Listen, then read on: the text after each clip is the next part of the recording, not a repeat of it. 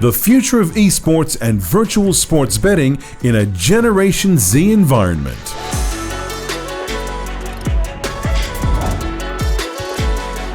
With Samir Ceric, Blocksport AG. Good afternoon. Let's start the next panel. Just a quick sort of housekeeping things that I want to put forward to you guys. We're going to be having a couple of questions to the panel today, and then we'll really sort of start discussing the future of the betting industry and the esports in order to sort of maybe bring something new with some new viewpoints from the experienced panel today. So just a little intro. What we'll do, I will ask all the panelists to give us a 60-second intro about who they are and who they represent today, and then we're going to delve into the sort of questions and answers. Just a little bit about me. I'm currently a CEO of the Blocksport, a Swiss sports tech company, and we provide a sort of ecosystem blockchain solution for sports and esports clubs around the world. So I'm going to start with Vladan. Hello everyone, my name is Vladan. I work for Odin GG. It's a B2B world-leading provider of esports, odds feed, iframe and risk management solutions. Thank you. Robert. Hi, my name is Rob Dowling. I'm Chief Commercial Officer at Globalbet, and we are a virtual sports provider for the industry for the past 15, 17 years. Thank you. And Alexander, last but not least. My name is Alexander Chernavin. I'm also working with Vladan at Odin.gg as a senior business development manager, and actually I have a lot of experience. Like all my past experience was with actual sportsbook. I mean, with the traditional sports, with the overall sportsbook, and then 1.5 years I moved to esports industry. Thank you. So, guys, let's delve into the first question. There are basically statistics that there are average age of esports fans is much lower than those in the traditional sports. I think in terms of the Gen Z, 1/3 of the fans in the esports comes from the Gen Z. So why should the betting operators take the esports space seriously? Why should they continue really concentrating on traditional sports, which is basically the majority of the market when it comes down to the market share, about 90 to 95%. So let's start with you, Vladan. Also, basically, like people are looking at it in the wrong way. Like people think that actually kids, you know, they are playing video games in their mother basements, they are betting pocket money, and that they are not really a cool audience, right? But what happens, like esports started 20 years ago, and also like it shifted. So people that were actually like 20 years ago in 15, 16, they are today like 27, 28, 30. And actually they were involved in the IT industry from the beginning. So these people, you know, they had love for games and they started like working in IT industry. So they are today programmers, engineers and so on and so on. So their income is obviously like much higher, right? And these are fans who actually love esports because they played it when they were like juniors, and now they are in really like that age when they are when they are persons, right, who earn money, who have income, so they can actually like bet this money, and they are in their prime age, and they have like bigger income than traditional sports because they played video games. They didn't play football, you know. Video games is everything they know, and they like it. This is why they are really cool audience to target. Okay, Robert. I mean, I want to add to that basically. I'm agreeing completely with Vlad. So we have a generation, like my generation is the last generation that played football in the streets. So that's where we come from. But obviously the Generation X, the millennials, Generation Z, sorry, is a generation that was brought up from PlayStation 1, from Nintendo, from things like this. So it's a completely different way of seeing sports. And obviously esports is something that today we are still learning how to market to this market, how to deliver the sportsbook to them, and it has to be a completely different way than the traditional way that we've been doing it in the past. Setting up a sportsbook that is your typical three-phase thing, without Twitch, without YouTube, without things like that, might not work for the next generation that is going to be of gamblers. Obviously, we are not targeting, or nobody's targeting kids in basements, as you said. It is, I mean, Vlad is now, how old? We said we talked about before. You're 36 years old. And you are the PlayStation 1 generation, obviously, so that is where it comes from. We are now much older, or the generation is now much older. Maybe a few points. Yeah, a few points to add.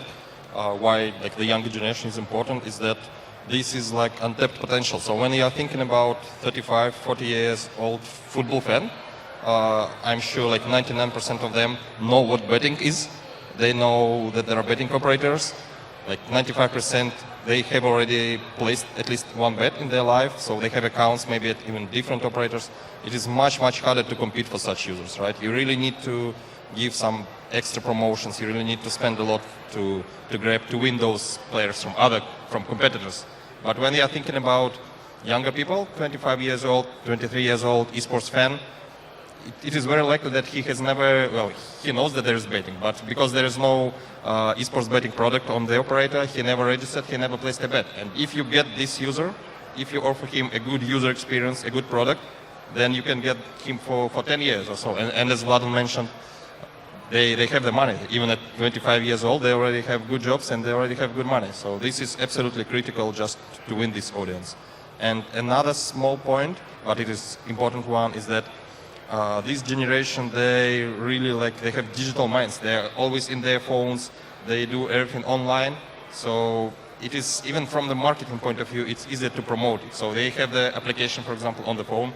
On the phone you have notifications. It is a fantastic tool for betting as well. So not everyone does this, but when you think about it, like you can send a notification that an event starts in a few minutes, you want to bet and so on. You really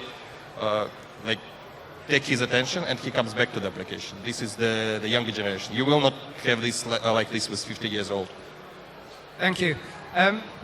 What about in terms of betting companies entering new markets?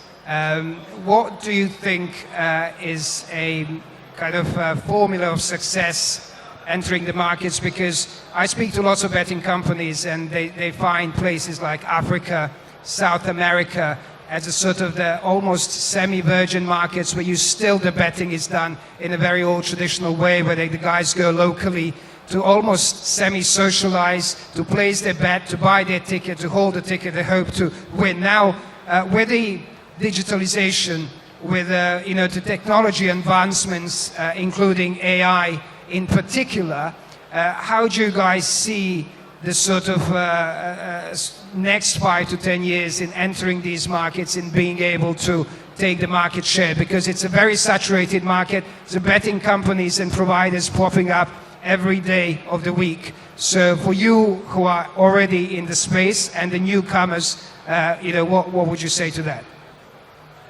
Yeah, I believe basically like esports is not that new, although some people don't know of it, right? It's a couple of years in the making.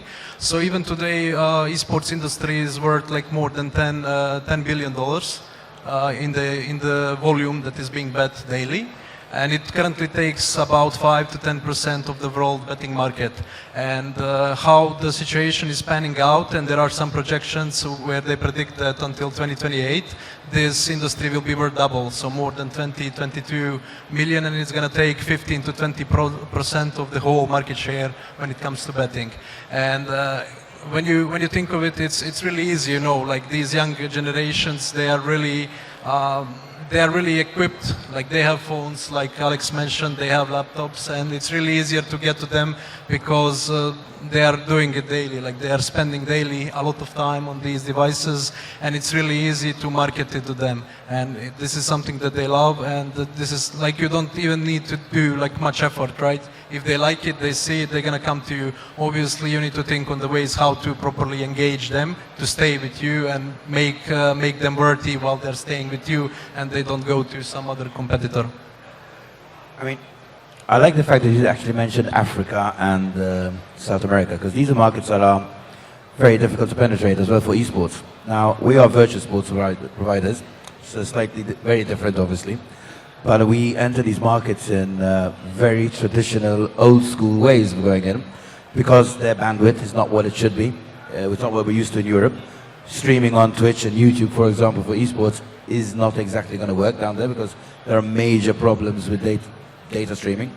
So we are finding ways of going in via satellite channels and entering the markets in, actually looking back at how it used to be done in the past as opposed to trying to think of compressions and things like this for the moment, because they are still suffering with bandwidth connectivity, number one. Number two, we have a situation now in LATAM and in Africa where a lot of the countries, a lot of the states are starting to regulate. So it's not just a matter of opening up and saying, okay, we're going to go into Africa. Hey, wow, I've got a Curacao license, I'm going to Africa. That doesn't work anymore. You have local regulations that are starting to impose fines as well. They're starting to go after operators. We've seen this happening in Kenya with very high tax rates as well now. So it's not just a matter of saying we're going to go into the market today. There's a lot of work that needs to be done. And also the product has to be designed for that market. Virtual sports for the moment is still very powerful in Africa, one of the most powerful tools that we have in betting. Sports betting obviously comes in second. Casino has been seen as a tertiary, even tertiary product down there. But we are looking at the ways that how we can expand in certain markets without actually damaging the reputation of the product as well, because you build a brand and you don't want to lose the quality of it, you don't want to lose the availability of it in different ways. And Robert, on that, how do you compete with the local betting providers in the foreign territories? As you probably know, Africa is very incestuous when it comes down to the betting providers. There's lots of political influence. I come across lots of European and American companies on African blacklists in order to be able to operate, which, in some sort of instances I would call it unfair. In others, I understand that they're scared of competition. So what's your... This is why we partner with locals. We are not an operator, we are a B2B supplier. And as Globalbet, we make it a point that we partner with leading locals that understand the market. Trying to go in with a European mentality into Africa and to LATAM, I feel can work at some point. But having a local knowledge, a footprint, land-based operations, talk to the clients, understand what they need, will help you get into the market properly, nicely, without, let's say, breaking the bank as well. Because a lot of companies are spending a lot of money to go into those two markets. 6 months, 1 year down the line, they see that the revenues are not really what they're supposed to be. They're seeing that the bet size is not what they're expecting, and they don't think it's worth it, so they pull out. Local clients, you have to localize everything, I believe, in this case. Thank you. Alexander. Yeah, I think actually it is basically like with the same, like with any product, with any market, you should just do it in a professional way, right? You should spend resources, you should investigate the market, you should understand the market needs, what works, what not. For example, Robert is from virtual space, and you know that with virtual games, if I'm talking about Africa, there was an issue with the internet connection, with the bandwidth, so it was hard to show the videos. So then the providers had to either to use hard disks, so they just attached hard disks. I know the cases where they actually they showed the videos via the satellites, so it was like a TV channel via the satellite. We have 10 satellite channels. Yeah, this is, as I say, you just investigate what are the issues and you solve them. Obviously, we are from the product point of view, so we provide a product, and this is like in the industry, this is critical as well. You need to provide a good product. But I can tell you, actually, the last few months, we generate a lot of interest from African companies. They're interested in esports, and they just understand that even though, especially in this region, maybe esports is not that big, but anyway, you are fighting for this share, you win this share, and then this share grows, as Vladan mentioned. In 5 years' time, it will be double. It will be double globally. Maybe in Africa, it will be like 5 times more, because now it's at a lower point. It's easier to grow from the low point. Thank you. As somebody who works with esports and traditional sports on behalf of Blocksport, over the past few years, we've come across many traditional sports clubs, in particular football clubs, looking to enter into the esports arena. And, naturally they were looking for FIFA and PES, and after long conversations with them, they've realized that entering into something that's virtual, very similar to the physical and real, was the wrong strategy to do. And many of them have scrapped their strategy and gone into the League of Legends and Counter-Strike, because both of these games obviously have a huge community globally. Now the emergence of the betting partnerships and betting companies entering the esports arena in the last few years has been quite phenomenal. So a question for Vladan, different to the question to Robert. Vladan, how do you perceive now the sort of closing of the betting companies towards esports that have become more and more successful and have opened the sort of Gen Z arena for them? And what's your prediction how it's going to look like in the next few years? And now I'm going to come to Robert the other way around. Yeah, I mean, I think it's certainly gonna grow. What's like major when you look at traditional sports? What's a major possibility, and like what is main advantage of esports is like live streaming, right? Because a lot of live streams are open source, not unlike the traditional sports where you actually need to pay for them. So there you can minimize your costs, and these young generations, Generation Z, they like fast things, right? They like things that are happening fast. They like to bet fast. So when you have a live stream, when it's a good and you are following the match, it's a better opportunity for them to actually bet on more things. And then it comes to the product, how good product do you have, how many selections you're going to have, and so on. We have some statistics like keynote in GG, because we are mainly focused on esports. So in the last year, statistics between pre-match and live betting is like somewhere around 16% was of the whole volume was placed on pre-match, and 84% was actually happening in live.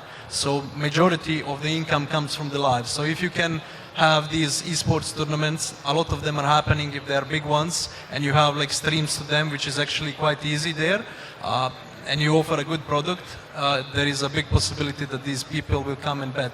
And with that said, you know, like the sky is the limit pretty much. You know, a lot of ideas can come out of it. Sure, thank you. And Robert, for you, why should esports really entertain sort of influx of the betting companies and the money they're offering to actually access the existing database and provide, you know, all sorts of opportunities, all sorts of products inside their app? You can hear. Let's try again. So why should esports teams around the world entertain sort of the entrance of the betting companies coming in, paying now serious amounts of money to access their data and obviously provide the sort of betting feeds and in a way capture the new audience that they hadn't captured up until now? Well, let's start off with this: more money, more problems, right? So, continuing on what Vlad was saying and what you're saying, obviously the prize monies are getting bigger. People want to get paid for what they're doing. People want to popularize the sport. So to do that, you need to start getting TV rights and start chasing these other things as well. So you need to protect the rights. And we're going to start seeing, going back to what you were saying actually before originally, I believe we're going to start seeing a situation where the FIFAs of this world will come into esports and start demanding that the games that are being published and everything might have their rights. Now, once that starts happening, then players start getting much more money. The pool money increases, I would imagine. I'm not an esports person myself as such, so you are the expert on esports here, so I'm talking from the virtual side. It's a really esports question, that's why. But what my opinion is truly is that the more you sort of regulate this, the more rights for the television are becoming, the more it's going to become, let's say, a centralized system where we'll have to start paying people out. But this is more your angle, not mine. Yeah, but still, you know, developers, or Alex, if you want to add. Yeah, I want to add that actually this is another big advantage of esports for the industry and for the betting companies. Like what you mentioned, it is very flexible in terms of organization. So if some operator wants to invest the money and they want, for example, to set up a team, they don't even need like to sponsor a team. It is possible to just set up a team. Just imagine, like in football, you set up a team in England in the, I don't know, 13th level, and you need at least 13 years to get up to the top. Or you buy the rights and it costs you a huge amount of money. With esports, you can just set up a team, hire players, and you have a team like branded and fully controlled by you. We have a client now, for example, a betting operator who was sponsoring some big events. They were partnering with production studios doing the coverage, the commentary, and now they think like about creating their own studio even for commentary. Again, this is like creating a TV channel covering English Premier League. This is not possible, right? In traditional sports, but in esports it's really flexible, and there are so many opportunities and the options. That's why they explore, and the rewards are great because the market is already there. Okay, thank you. Also, I wanted to add to the prize pool thing. I think prize pool is already there. I work in marketing, obviously, and I have some of these comparisons, you know. So basically, last year, for example, Wimbledon prize pool was 30 million USD, and you have the international in Dota 2. Last year, it was 40 million. So it's 10 million more than Wimbledon overall. And I think most of that money actually came from the people. Dota 2 had like a really cool future where people can buy in-game items, they can buy compendiums and support their favorite teams. And all this money that they spent into game went into the prize pool. And actually it was 40 million financed by the crowd itself. Like no one, developer, sponsor, they didn't put prize money in. The crowd itself, they put the prize money. But what happens when you start having like Dota and things starting to charge royalties and rights? Sorry, What happens when, this is my question, sorry, I've hijacked this question for you. What happens when Dota, League of Legends, FIFA, they start hijacking and say, we want to get like the TV rights, the broadcasting rights, or things like that? What happens in that situation? Well, I think we are far away from that because developers are obviously the ones who are controlling it, right? So far, what we can see, it's open source, right? They do not want it because they are generating money through different things. For example, these compendiums. Every transaction that has been made, like for them, it's free. What? Like they have designer who will design these items, and that's nothing, right? Like it doesn't cost them any, like, okay, they need stuff, right? So it's going to cost them less money, but they earned 40 millions. Not everything went into the prize pool. Like half of it was going to the prize pool, half of it was going to them. So they actually generated like 40 million for themselves just from these. And they want to keep this ecosystem open because they want everyone to come and watch. They don't want to control it, you know, because they're earning money from different ways. If I can comment, this is actually a good question. Just quick comment, because again, the audience is young and they will not do it. So, like, what happens if they do? They will just crush the industry. They can do it, of course. Like, they can, for example, make it forbidden to use Twitch for free streaming and so on. But they will never do it because the audience will not accept. And you know, with this audience, they are really demanding regarding user experience and so on. They will just like cancel Valve, and that would be it. So that is why those companies are not stupid, and that is why they have a big advantage. Again, as an example, you don't need to pay for the coverage. You don't need to pay for TV subscription to watch like you need for football. And this is they're doing the right way, and I'm sure they will not change. Till now. Could I just, we run out of time. I just want 30 seconds from each of you what the future holds from your own perspective when it comes down to the sort of the market position. Yeah, I think esports is growing day by day, and like in 5-10 years, it's gonna be equal to like traditional sports, if even not bigger. Thank you. I think we're going to start seeing a 4th, 5th generation, let's say, sportsbook, where you're going to have a more higher integration with different products, not just your traditional odds, but also Twitch, YouTube. So everything will be interconnected within one, let's call it the meta sport or whatever. Alexander? I think it can be like stated very clearly and very simple. The success is inevitable. I mean, the question is only maybe at the tempo of the success, but no one will argue that esports will be bigger in 5 years and esports betting will be big in 5 years. So it's and inevitable. Just one half question.